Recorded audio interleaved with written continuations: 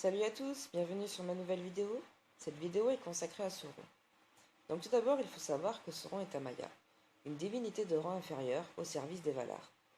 Il était à l'origine au service du Vala Aolé, le Vala forgeron. Il portait alors naguère le nom de Mairon, et même Mairon l'Admirable. Par la suite, il fut perverti par les mensonges et les manipulations de Melkor, qui avait remarqué les talents fabuleux du Maya. Il rejoint alors ses rangs et devint son plus fidèle et loyal serviteur. Il prit alors le nom sous lequel il sera désormais connu de Sauron. Par la suite, Sauron, aux côtés de son maître, déclenche guerre et conflits en Terre du Milieu, dans le seul et unique but d'assujettir tous les peuples libres. Pour la petite anecdote, Sauron perdit le combat contre Oan, le chien du Vala Oromé, qui combattait alors aux côtés de Lúthien, la fille de Thengol et de la Maya Melian, qui était venue libérer Beren, qui était prisonnier des geôles de Sauron. Sauron avait alors pris la forme d'un loup-garou et avait combattu Oan. Il avait alors perdu le combat. Lúthien avait réussi à libérer Beren, et Sauron était reparti aux côtés de son maître, Morgoth. Après la guerre de la Grande Colère et la chute de Morgoth, qui fut envoyé dans le néant par Manwë, Sauron prit à cœur de continuer les œuvres de son maître en Terre du Milieu. Il perfectionna alors la race des orques et créa la race supérieure des Uruk-hai. Par la suite, il réussit à corrompre le cœur et l'âme du roi Ar-Pharazôn. Ar-Pharazôn, qui était le roi de Núménor et descendant de Elros, qui n'était autre que le frère de Elrond. Persuadé alors, à cause des mensonges et des manipulations de Sauron, que les Valar étaient les ennemis des peuples libres, Ar-Pharazôn attaqua Valinor avec toute sa flotte. Du moins, une très grosse partie de sa flotte, car Elendil et ses fils, ainsi que leurs partisans, avaient fui Núménor, ne voulant pas participer à la folie du roi. Ils étaient eux-mêmes d'ailleurs des descendants d'Alros, mais étaient restés fidèles aux Valar. Ar-Pharazôn attaqua alors Valinor. Il subit alors la colère et les foudres d'Érou et le Vatar. Núménor fut englouti sous les flots, la flotte d'Ar-Pharazôn détruite, et lui-même fut tué.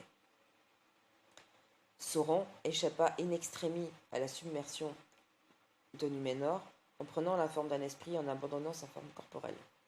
Par la suite, revenu en Terre du Milieu, il prit le nom d'Anatar.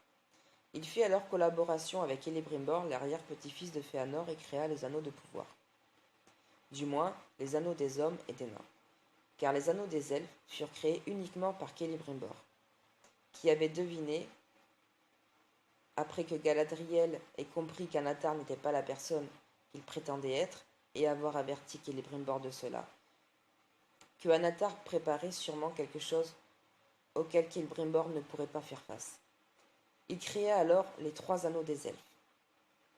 Sauron, de son côté, tel que l'avait prévu Celebrimbor, mena ses plans à exécution. Il créa alors l'anneau unique et lia son fluide vital à l'anneau. Ainsi, il se pensait immortel. Par la suite, la guerre et le chaos se propagèrent. Celebrimbor fut tué par Sauron. D'ailleurs, chose assez glauque, il se serva de son corps comme bannière pendant la guerre de la Dernière Alliance. Sauron fut alors vaincu par Isildur, le fils d'Elendil, qui était la numéro 1, et descendant également d'Elros. Il perdit alors son apparence corporelle et prit la forme d'un esprit. Pendant un millénaire, la Terre du Milieu connut la paix et la prospérité, car l'anneau fut perdu par la suite. Mais un jour, il fut redécouvert par une créature du nom de Sméagol, qui, par la suite pervertie par le mal de l'anneau, devint une créature du nom de Gollum. Gollum, par la suite, se fit dérober l'anneau, par un hobbit du nom de Bilbon Saquet, qui faisait partie de la compagnie de Thorin écu de Chêne, qui essayait de récupérer son royaume. Par la suite, pendant la bataille des 5 armées, alors que les forces de Sauron, menées par Bolg dans le livre du Hobbit, mais par Azog dans les films de Peter Jackson, perdirent la bataille alors contre l'alliance des hommes, des elfes et des nains, chose à laquelle Sauron ne s'attendait pas. Ils comptaient sur la haine mutuelle des différents peuples pour s'entretuer. Ils ne s'attendaient sûrement pas à ce qu'ils fassent alliance contre lui. Mais vous connaissez le dicton, l'ennemi de mon ennemi est mon ami. Bref, ceci est une autre histoire. Par la suite, Sauron gagna en puissance. Bilbon Saquet, lui de son côté, qui avait regagné la comté, légua son anneau à Frodon Saquet, son neveu, qui par la suite eut la lourde tâche de détruire l'anneau unique. Grâce à la communauté de l'anneau, fondée à Fontcombe par Elrond, Frodon fut accompagné une partie du chemin par la communauté, qui était alors composée d'Aragorn, fils d'Arathorn et descendant d'Isildur, Gimli, fils de Glóin, Legolas, fils du roi Thranduil, ainsi que Sam Gamgee, Pipin et Merry Brandbook. Frodon, par la suite, se sépara de la communauté de l'anneau et partit seul de son côté avec Sam Gamgee. Sauron, lui, fait alliance avec Saruman, et pendant que Saruman était chargé de détruire le Rohan, Sauron concentra ses forces sur Minas Tirith. Il attaqua d'abord Osgiliath et ensuite Minas Tirith. Saruman fut défait au gouffre de Helm, et Sauron perdit sa bataille à Minas Tirith. Aragorn eut alors l'idée de génie d'attaquer les portes de Sauron avec toutes les forces qui lui restaient, et de détourner l'attention du Maya pour pouvoir permettre à Frodon Saquet d'atteindre le mont du destin et détruire l'anneau. Sauron tomba dans le piège. Il concentra son œil et toutes ses forces sur les descendants d'Isildur et les forces des hommes qui étaient devant ses portes.